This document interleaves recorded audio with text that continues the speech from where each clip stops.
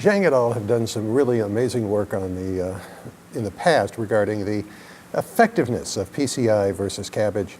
And now in the first issue of JACC for the new year, there is a paper of theirs, and this time they're taking a look at the costs of the two approaches. And this is cost effectiveness of revascularization strategies results from the American College of Cardiology Foundation and the Society of Thoracic Surgeons.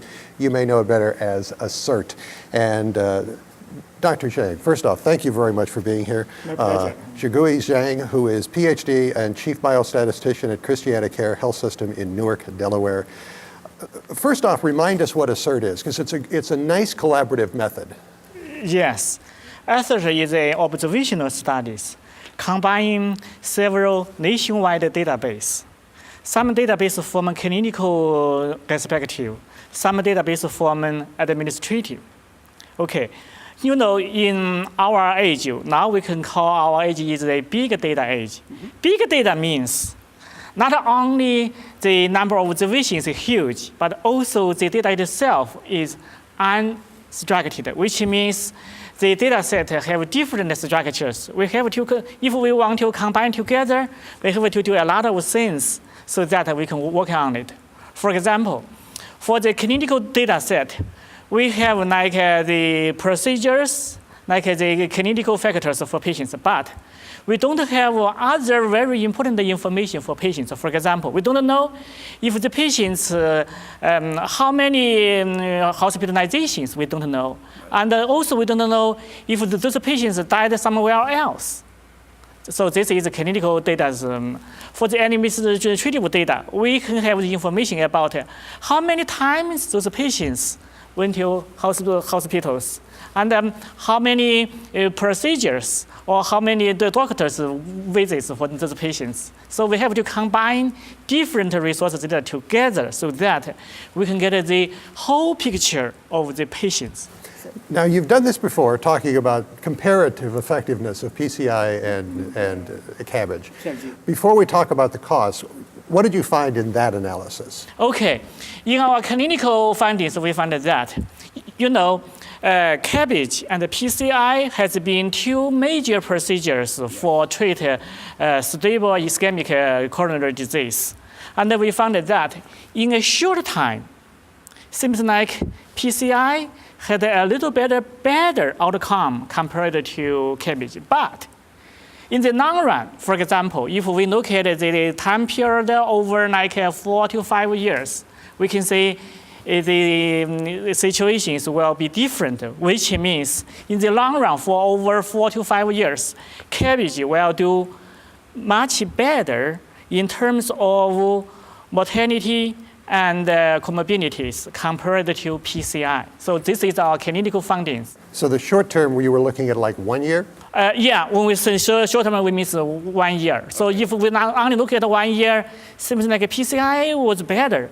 But if we look at like 4 to 5 years or longer, cabbage definitely provide a better outcome.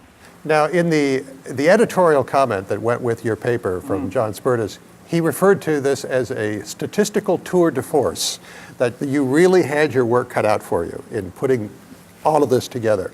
What did you do in order to look at costs? Okay. Tell us a little bit about how you manipulated all this big data. Okay, this is very important because different from clinical trials. For the clinical trials, we just balanced the patients in different groups. But in observational studies, we cannot balance the patients. Maybe like in one group, the patients are much younger than another group. So we have two very important things to handle in the large database, like in observational studies. One, selection bias. Right. If we cannot correctly handle the selection bias, we will probably just compare orange with apple. So this is the one issue. The second important issue is that because this is observational studies, we cannot previously list all of the important variables in our data sets. So it is possible and most likely that some very important variables may not included in the data sets. So we have to evaluate that the impact of unmeasured variables on the outcomes. So in our study, we handled both. We handled the selection bias and the impact of unmeasured variables. When we handle the selection bias, basically we use like a propensity score matching. But for propensity score matching, basically traditionally we just use the one-to-one match. If we use a one-to-one match, the shortage of the one-to-one match is that we have to get rid of some patients so that we will not some patients' information. So in order to make up this kind of disadvantage, we also used in our study another method. It's called the propensity score bin bootstrapping, which means we will use all of patients' information, but we will carefully divide into the patients into like 5 or more categories, so that in each category the patients' characteristics will be very similar. So we used both and we compared both, which means we used both methods as advantages and to overcome the disadvantages. So when you finished making these comparisons, how many patients did you actually get a chance to compare pretty closely? Okay, this is a very good question. Originally, we have about 2 million patients within like CABG and PCI. After follow some study guideline, we finally have an analytic population for more than 100,000 in CABG group, and for more than 80,000 patients in PCI group. So in our propensity bin bootstrapping method, we included all the patients, which means more than 100 patients in CABG group, more than 80 patients in PCI group. But for one-to-one match, we have included more than 40,000 patients in each group, so that our analytic population has enough power to do very important subgroup analysis. So what did you find? We find that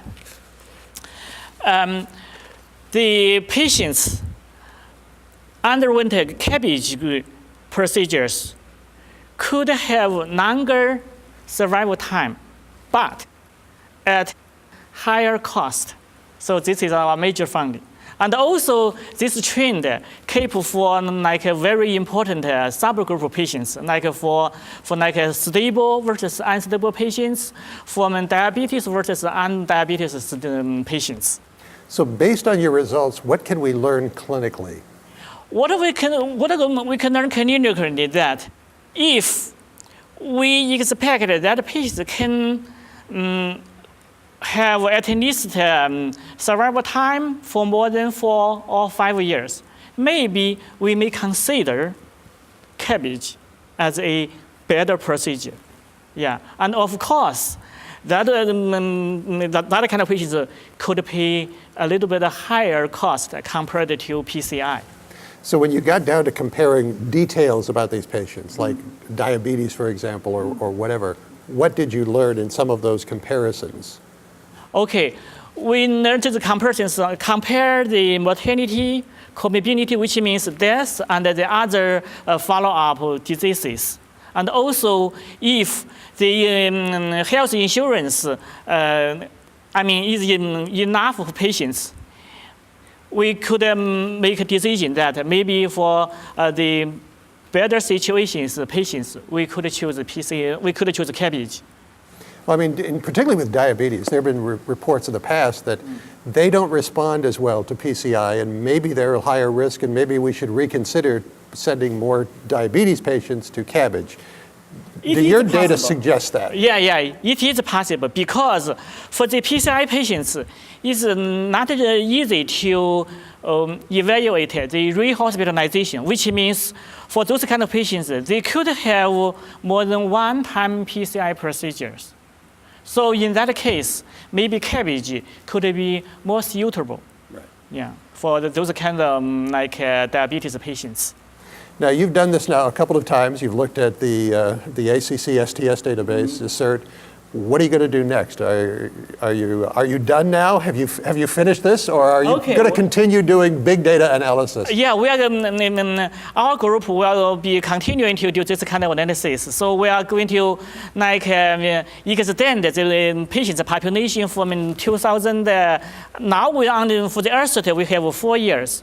One way is we will extend the patient's population from 4 years to maybe 8 or 10 years. Oh, wow. Yeah, this is the one direction. Another direction, we may include more comorbidities. With here we only this study only for stable ischemic coronary disease. So maybe we will consider the other type or non-stable ischemic coronary disease patients. Well, this is a very interesting way to start the year, because the very first issue of JACC for 2015, you got the ASCERT paper from Dr. Zhang and his group, and the commentary by Dr. Spertus, a great pair. Please look for them in the Journal of the American College of Cardiology. For CardioSource World News, I'm Executive Editor Rick McGuire.